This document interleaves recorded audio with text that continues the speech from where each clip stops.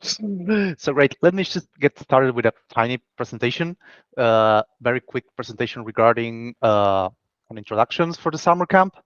So yeah, we're here. We are starting the Montevideo summer camp, this new edition. Yay, that's great.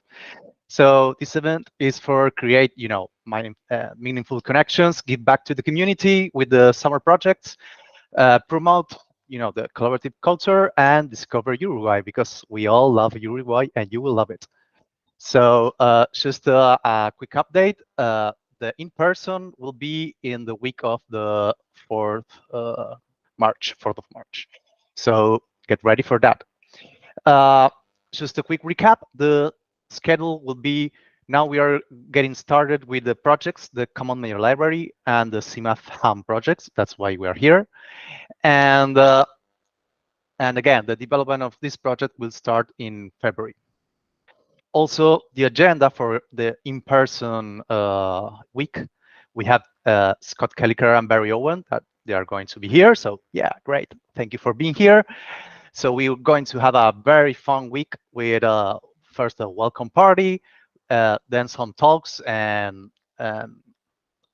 another kind of stuff that Emil here is going to prepare for us. Then we're going to be one day in Colonia, do the summary of all the projects, and then go to the beach, of course, and have some tours, drink wine, have an asado. So everything is going to be wonderful. So the kickoff for the summer projects, quick recap. We are going to do these two projects. The first one, Casey, that is here. Thank you for being here, Casey. We're going to work on the on the Common Media Library. That it's a library that it's going to have a lot of common tools that players need. For example, DASH, HLS, player, Video.js, any other kind of video player. That right now there is a lot of copy paste code on the players. So with this library, the idea is to have one place to have all the code and start doing some upgrades, let's say, or changes in the player, so we have no more copy paste code with the different bags and that kind of stuff. And we are starting today with that project. And also, oh, sorry, and remember this, the Common Media Library, it's on GitHub, it's public repo. So we already have a backlog. We're starting to work on those tasks. Those features requests. And if you have some ideas or whatever, just go to the repo and post your ideas. And now, yeah, the project that we are here for that. Alex, I don't want to talk in behalf of you, but I will do it. So the idea is that currently we have a lot of the idea get started because we have a lot of switching, between Dash and HLS and conversion for that. And when CMAF came out, no one paid a lot of attention in the hypothetical model application model. And the idea is try to, use this to make a better approach for this kind of switching. And for that, we have these two great standards and a specification, the CMAF standard and the CTI Wave specification regarding interoperability between Dash and HLS. And the idea is to create something that we have to scope. And that's why these meetings, we are here. And so that was a tiny recap. Thank you, everyone. And I don't know, maybe Alex, I gave to use the microphone, let's say, so you can give us an intro of the idea and how we can get started. Sure. Yeah. Thank you for the intro. So yeah, as much actually, would it be possible for me to present? Is it possible to give me presentation permissions? You have permissions? Okay, let me see if I can. I think you have. You may have.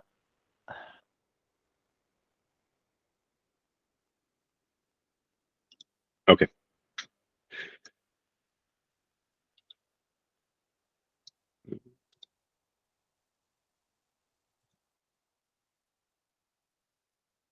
Okay.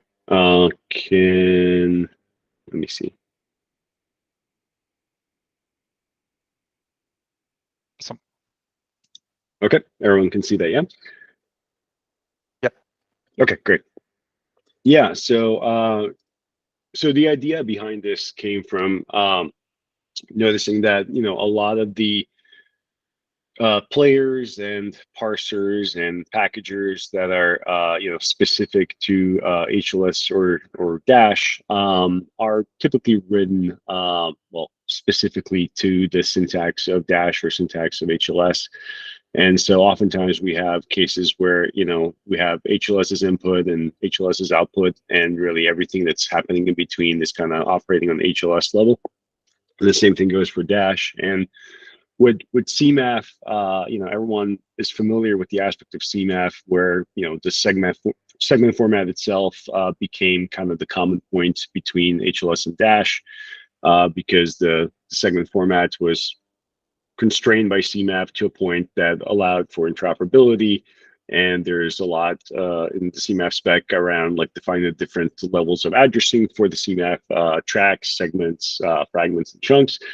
But there is this other aspect of CMAF, which is described in Chapter 6, the hypothetical application model, which is basically describing the hierarchy of the different components of a media presentation. And so in talking to Zach Kava, who's here on the call several years ago, it occurred to us that, you know, there is an opportunity here to kind of use that language of CMAF, this taxonomy established by CMAF, to really be used as a intermediate format, really, for media presentations. And so when we have cases where we are, for example, ingesting a Dash MPD manifest and want to output an HLS master playlist, that we're not necessarily trying to translate from Dash to HLS, but really kind of using the CMAF presentation model as the intermediate. And so if we treat the CMAF HAM, as we now call it, as the intermediate format, what we can accomplish is that, you know, we essentially become format agnostic at that point. And so a packager or you know, manifest writer, reader, player, even like whatever the application is that's dealing with a streaming manifest at that point, does not necessarily need to care about whether the format in question is HLS or Dash. It can really be operating on a CMAF level, CMAF HAM level. And then at that point, Dash and HLS become really more kind of the manifestations, really like the written form of that model. And so if you're not familiar with the CMAF hypothetical application model, so this is an example that you see on my shared screen, where basically CMAF defines the language of CMAF, calls streams essentially tracks. And what we're used to, what we know as adaptation sets in Dash are known as switching sets. And so the way that terminology maps to Dash is like this. So you can see that essentially each period in Dash is essentially like a independent CMAF presentation. An adaptation set, like I mentioned, is a switching set, but there's actually kind of several levels of adaptation sets and switching sets that are possible. And there's a similar mapping that can be done to HLS as well. It's not quite one-to-one. There's like a little bit of nuance there.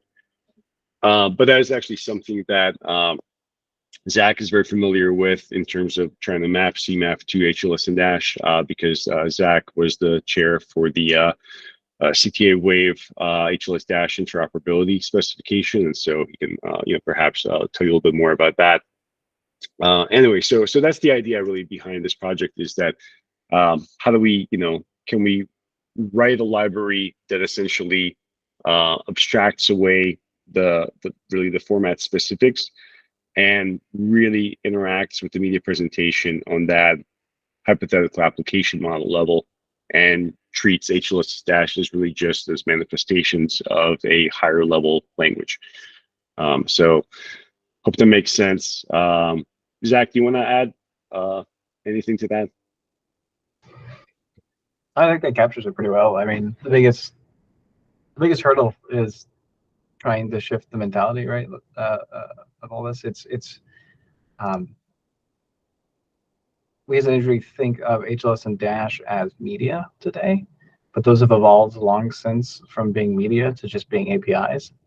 But since we've been stuck in that mindset, it's kind of shaped everything about how we build players, right? And I think that's it's just how history goes. But if we really kind of reframe this and think of it as it's an API communicating, the CMAF model, and we can actually utilize that and leverage that to build out the player side of it. I think that changes. It gives us the opportunity to share a lot more, but also have far more robust players. Like I'm not choosing a player because it's better in HLS or Dash. I'm choosing a player for its features and functionality, and then it can communicate in one of these specs or both of them, right?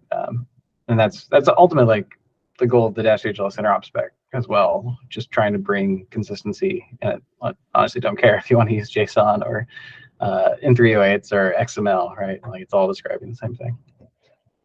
Yeah.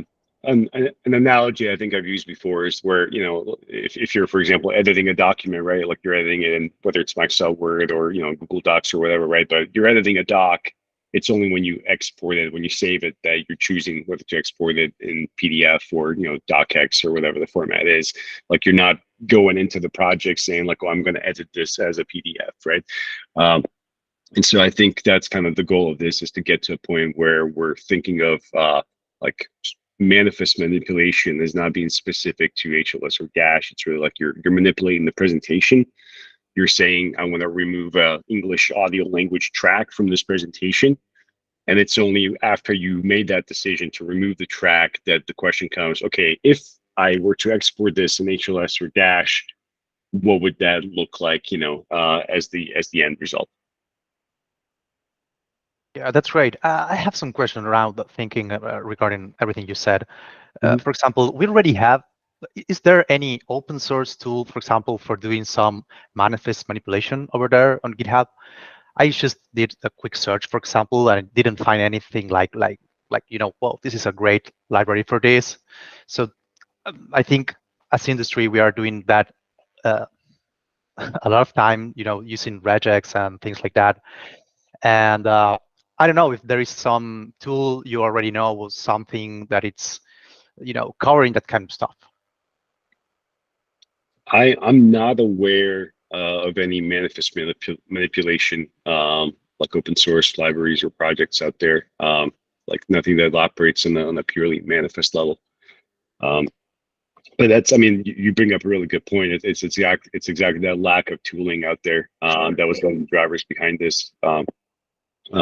So if, for example, you wanted to today write a manifest filtering library, let's say that you wanted to stand up a dynamic just-in-time packaging origin, and you wanted to, or you just wanted to rewrite manifests on the fly, right? Whether it's for ad insertion or for filtering or for whatever.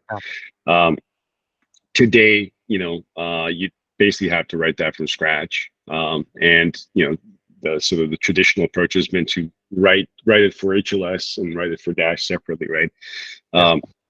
And so one of the goals of this project, and we can say this is sort of a hypothetical use case for this project, is, right, like imagine if you had a library that you could basically just import into your dynamic origin filtering project, right? And that library allowed you to issue instructions such as go remove all video tracks whose bitrate is lower than 5,000 kbps. And you didn't have to, when you're writing the instructions, worry about, is this applicable to HLS or Dash? You're just saying, I just want all video tracks below that bitrate to be removed, right? Yeah. Then the library would take care of translating that into the specific syntax of HLS or Dash, or really any other streaming format. And that's the other thing that's worth mentioning here, is that, like, we're talking about HLS and Dash, mostly today because those are the dominant streaming formats. But, right, imagine that we're still living in a world where we had Microsoft Smooth Streaming and we had, Adobe HTTP dynamic streaming, and maybe there's some, like fifth unknown format out there, right? As long as all of those conform to this CMAF application model, you could theoretically then extend this functionality to really any other streaming format in the future as well. Oh, that's great. And maybe I have a question for you, Zach, regarding when you worked on CTA, working on the interoperability document. From what you learned, what was like the most difficult part regarding this, this work in the interoperability of both standards? I mean, the hardest part is just reading and parsing text and then understanding if that's actually how it's been implemented. There's a lot that's written in HLS spec and in Dash spec that it's written one way and then interpreted by everybody in very specific. Like it became what's the largest implementation, and that's the default of how it works. And so a lot of our interoperability was kind of like edge case discovery and figuring out if it meant the more appropriate thing was actually to align them and just make sure that even if it's not exactly what the text was doing on either side, both sides are doing the same thing wrong. The same wrong thing together. Yeah, there we go. That was the biggest discovery. A little bit of it took.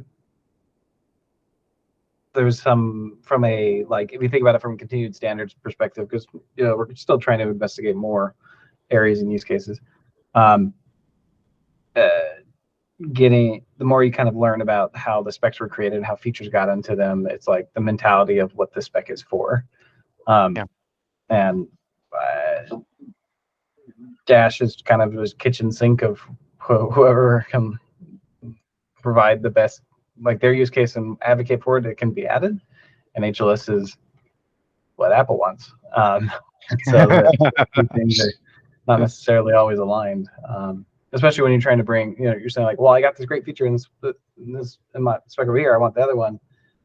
It might not make it. But for the most part, the people behind both are very interested in having this work together and are very open to those conversations. And so it's very that's great. Yeah, I want to share a small thing for everyone. If just to take a look at the structure of this document, because I think it's very clear that if you go to the content, you will see these two chapters. That is the Dash HLS use cases, interoperability use cases, and also the conversion details.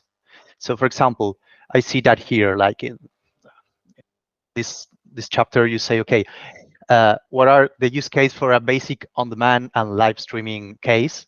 And then let's go there. Just this is page 14.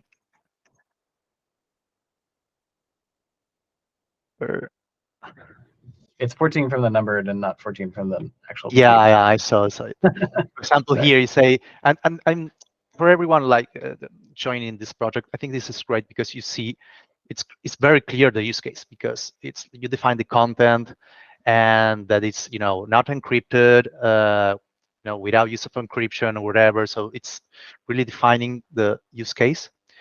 Also, some, for example, for other cases like adding tracks or with encryption and all that.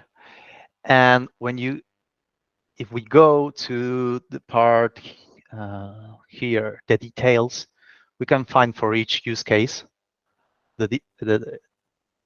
some examples and the details regarding, hey, this you will see this in Dash, and when we convert that to HLS, this is what you're going to see with all the details regarding, hey, the base URL will be this, take care regarding the range, and you will have to find the byte range in the CMAF header and all that kind of information. So it's a really great document to have all the, as you said, all the details. I just wanted to show this to everyone. If I don't know, maybe someone is new to this document, but I think it's great because this input is what we will have to do a lot of, taking care of these details for for the conversion. And talking about this, let me give a proposal. So, and please, everyone, if you want to speak, and I would love also to hear you, Scott, Walker, and Casey, or Gabrielle, or anyone who has some experience with this. Just raise the hand or jump. What you think? But when I was reading this document, I thought, hey, maybe we can start, like, the goal of the summer camp is to create something. You know, we have to create a value for the community. And so if we split the projects in tiny, deliverables, sorry for the word, tiny, drops to the community library that we are going to improve over the time. Segments. Oh, I love it. Maybe we can start taking a look of this document and say, okay, let's take just the use cases. Like, we can start for, hey, let's create a library that defines in the CMAF hypothetical model, defining, as Alex said, the tracks, what it's a presentation and everything, creating those models like object models or something like that in JavaScript, and going through this document and say, okay, let's take the use case number 1. So let's start working with that. So with that we can say, okay, let's create an abstraction. So we can just create, okay, a basic on demand first, then a basic live, and just for that, like describe a content and create both outputs, like doing something like that. That's just a proposal for kicking the conversation. I don't know if someone has some thoughts regarding that. I would love to hear that, your ideas.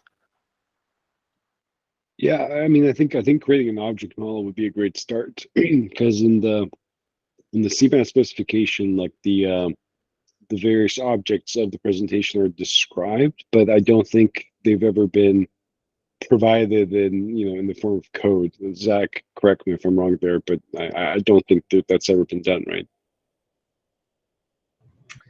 Not publicly that I know of. Yeah. And so I think that would be a great start, would be to come up with a definition, right? Whether that's JSON format or whatever, right? Java objects, like it doesn't matter. But yeah, coming up with that definition, because I think that's what everything kind of will be built on. Really, is that agreement on what the object model is for the ham. Yeah, I just want to echo that. I haven't really felt the need to speak up too much, because everything that you all have been saying has been spot on aligned with all of my pain points to date. We've had experiments, at least internally at Mux, of what does it look like to do manifest manipulation at edge, serving to multiple protocols. What exactly does this look like? And it all hinges upon that object model. And I think this framing around the hypothetical application model is sound, and I think that object model is where I think when I initially engaged Casey on this problem months ago, it was around distilling what that minimum viable model looks like as just a place to start to get the ball rolling. So this is all to say +1 to everything said so far. It's something that at least I would find useful professionally and have looked at recently as well. So vested interests. That's great to hear. Hello, everyone. Gabriel here from BitMoving. This is the first time I've joined the meeting, so I'd like to share some ideas that came to my mind the first thing I heard about this project. Definitely, I like how the object model. I think that should be the first step. Then I was thinking of some additional use cases that I was dealing in the past that could be related, but not sure if 100%. Like, I like the idea of having some sort of parser, right? Like between HLS and DASH. And I like the idea also of having a parser that I can interact with programmatically without having a player, because in the past, for instance, I need to do some operations with manifest, HLS, or DASH, whatever it is, and given that there is not such kind of tool, I will need to go to a player, and then from the player to take some, to manipulate the events and to do some sort of parsing from there, just to know, like, for instance, what will be the segments that the player will be request. But I don't want the player to do the request. I just want to know what are the segments that the player would do that, right? So I like the idea of having a parser that I can interact with programmatically, and that can be used, for instance, to do like bandwidth measurements programmatically without needing a player itself, or like, for instance, to do some sort of, to analyze if there was some queue in, queue out in the manifest, and try to understand what happens in the middle in order to see if there is some difference between the ads and no ads during Sedene outage, that kind of stuff. I like the idea of having this kind of, I would like that this project will end on some sort of tool that becomes also with a parser that I can interact with programmatically. Yeah, I'll chime in there. So far, I agree with everything that's been said. The thing that Gabriel makes me think about is just jotting down our use cases and goals, and so we have a clarity. I think there's a pretty good shared understanding, it sounds like, but just being explicit about it, because out of that will come things like, yeah, what's the output as far as the tool looks like, and but this all sounds incredible.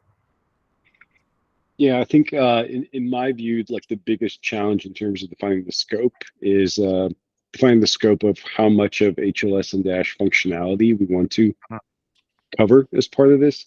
Because if you look at a Dash spec, right, it's a very expansive spec. There's a lot of use cases it covers, and so I think we need to draw the line somewhere. I think when they originally pitched this project idea to Nico, I think I suggested that maybe we focus on just like the on-demand profile of Dash as the first milestone. So that might be a good place to start, because I think in terms of interoperability between HLS and Dash, I think if we focus on just the on-demand, right, VOD presentations, I think that's probably a little bit easier to begin with. Does anybody think, can anybody think of any potential issues with that or problems? No, I think that's right. And the other side of it is just like contextually, like I've done a very basic thing like this internally before, and if we get the object model right and kind of like the interactions right, then live just becomes, hey, repeat the thing every time I pull or whatever. It should be very, very similar. The main difference is like segment description, but I think honestly, if you focus on VOD and focus on really the object model and how to interact with it, you're going to get into a really good spot. It feels like a main goal should be extensibility. There's no way that we're going to cover the full gamut, and being able to ad hoc add as needed is I think an important goal to design for. One just thing that came up when we were discussing the idea of a parser and what this tool set looks like is I'd almost want to entertain the question of if we want, or if we foresee this as being fully bijective, that if we parse to an implementation and then serialize back out, that we end up exactly where we started. Any unordered objects land exactly where they were, etc. That opens a can of worms, and I'm sure there's probably a lot of similar traits to a parser that we'd have to explore eventually. What those are, I'm not sure yet, but these are just things off the top as people are talking that are coming to mind. Yeah, I think that would be it's going to be a fun experiment to see like how far we can get, and how lossless can that import export be.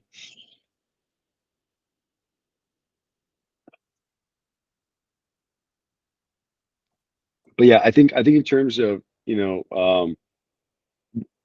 what shape, what form, like this library, or what kind of application we want for this library, I think having the ability to ingest a HLS or Dash manifest and then manipulate that presentation on a ham level and then essentially export it back into Dash or HLS format, I think that would be like a good scope, I think, in my mind, for the kind of the first version of this.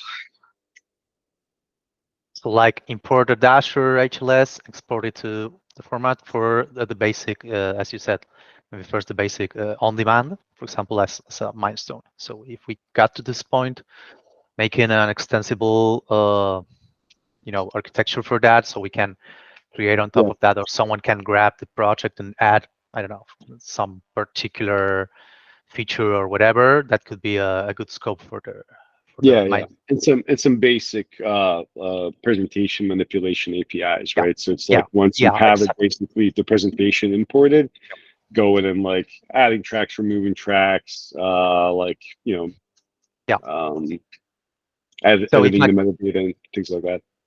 Yeah. So in fact, if you can import and manipulate it with the object model, you can also describe a model without importing. So it will be like the two cases in that, because it's it's a part of I think it's great. I like the idea. Okay, so in terms of next steps, Nico, what do you suggest?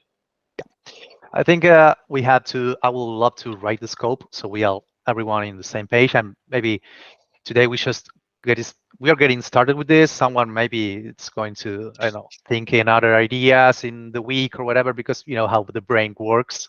You're taking a shower and say, hey, this is a great idea.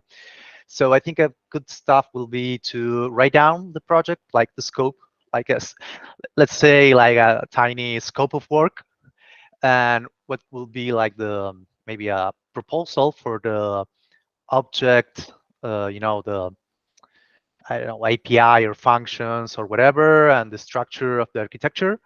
Share that we can work together to make to that point, starting with that Google Doc document. And so try to describe that before the February. I think it could be, we are in a good time for that. And everyone can put a comment or whatever, everyone here. And we can do that kind of feedback and whatever offline, just using the Google Doc. And when we, I don't know, in the chat, if we feel like we're done with the scope, start working on that. I don't know if that makes sense. I'm just thinking aloud. It's just a proposal. Yeah, that sounds good to me. Nico, is that Google Doc linked in the meeting invite? No, I will create it and share the link to everyone by mail and also by in the Slack channel in the video dev. Cool. If you like, yeah. So that's great. Nico, do we have a Slack channel logistics dedicated to this project? Sorry. Do we have a Slack channel that's dedicated to this project specifically? No, but we can create one for that. I think it will be a good idea. Yeah, let's create a Slack channel for that. Regarding logistics, I have a couple questions. Last year we used the Discord community. Do you want to use it or just Slack's fine? Yeah. And the second, regarding licensing, any requests for the licensing for the GitHub repo, or I don't know what you had in mind, Nico? Yep. Regarding Discord, this year we choose not to use it for now. Let's just use the video dev, because not everyone has Discord, so it has to install it, and we don't want to add any other barrier if someone wants to jump in the project. We also will do. We are working on assemble, also people from Qualabs that is going to work in this project, and also the idea is to give like open dailies, write down what we are doing if we are stuck with something. And if anyone wants to join or drop some code that you already have and you can share whatever, try to make work in a open Kanban so everyone can see and work in the project and do open dailies, all that kind of stuff. And regarding, I will share all that information after we assemble everything.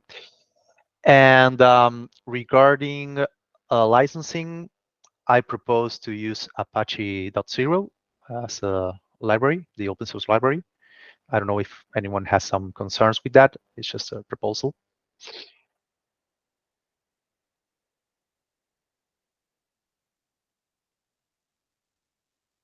Thumbs up. Great. And I don't know if anyone has worked with this kind of projects before, internally, whatever, and you can share things because I don't know, some reason your company lets you do that. It will be also a good thing to, I don't know, maybe it's a good point to start also. I was thinking aloud regarding that.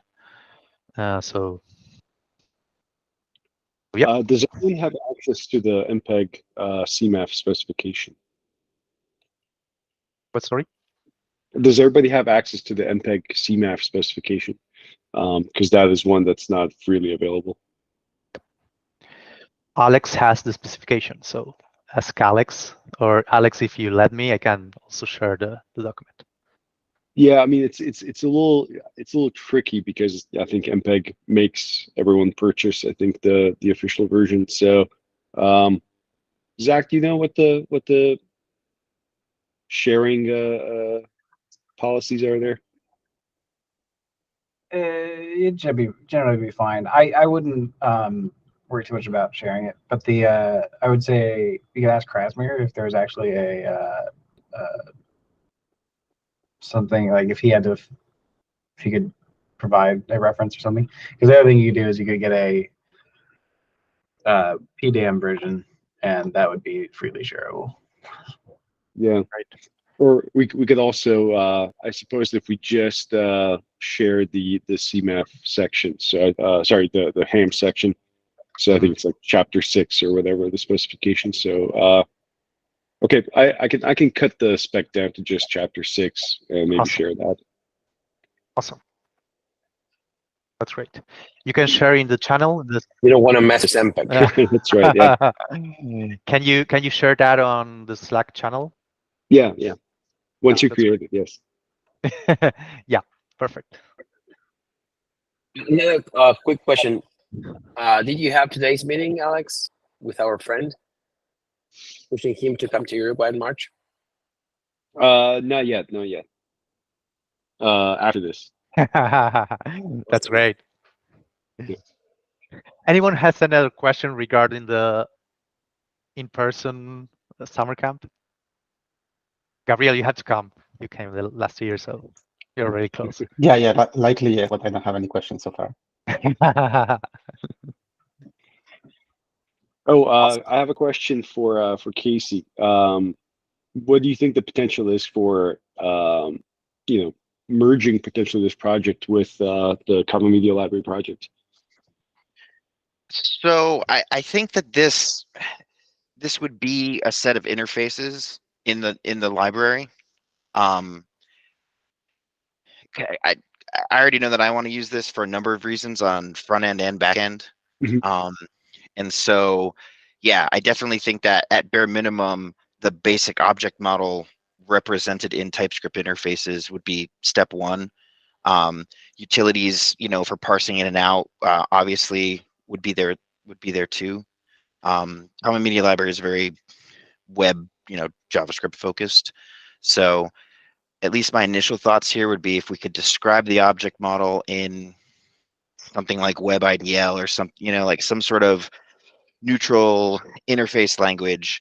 Because just talking with people within my own company, I mean, I could see a Python version and a Go version being needed almost instantly, depending on what language that particular team uses, or which CDN you're using and what version of edge workers or edge compute Yeah. they have, could be a number of different things. So I absolutely see us implementing this in the Common Media Library for the TypeScript case. I don't know about the other languages. And I'll even add a ticket on our Kanban board to get this done as part of this, as part of the summer camp. That's an easy one. Yeah. Okay. Yeah. I think regarding we're working on the Common Media Library, and we're ready. The other projects regarding creating, tickets you already put on the canvas, Casey. I think it would be great to use TypeScript also. So not to write this library in 2 languages, just take the Common Media Library use case and yep. And so also the people working on the Common Media Library regarding the tickets you already put over there, same language, it will be easy to just switch to projects and and help each other.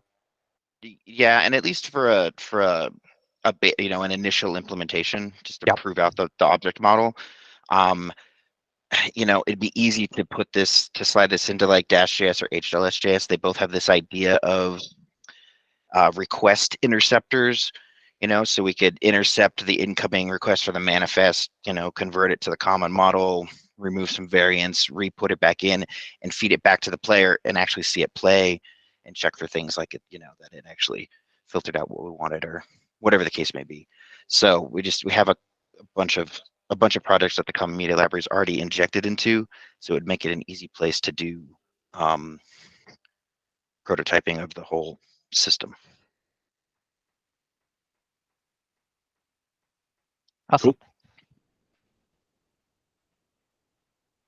Also, a quick question. Everyone is going to my high video and segment, maybe? Undecided.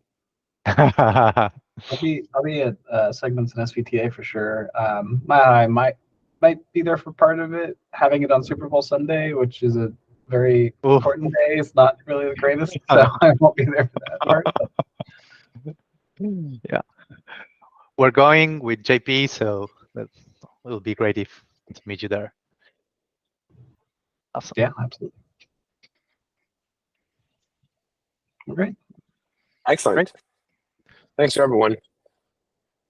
Thank you so much. If there is any other idea or whatever, we will keep posted and write your ideas on the current channel. I will create the channel for this particular project and see you there. Okay. And we're meeting again in 2 days, right? Yeah, we put that meeting in case we need more time. I think we can skip that one. I don't know if you agree. It was just a placeholder in case we needed the time. Got it. Yeah. I'm okay skipping it. Yeah, great. So the idea is to share the document and start working on the Google Doc document. Excellent. Awesome. Cool. Thanks. Thank you, everybody. Thank you, everyone, for your time. Thank you. Bye-bye. Thanks, everyone. Bye. Bye-bye.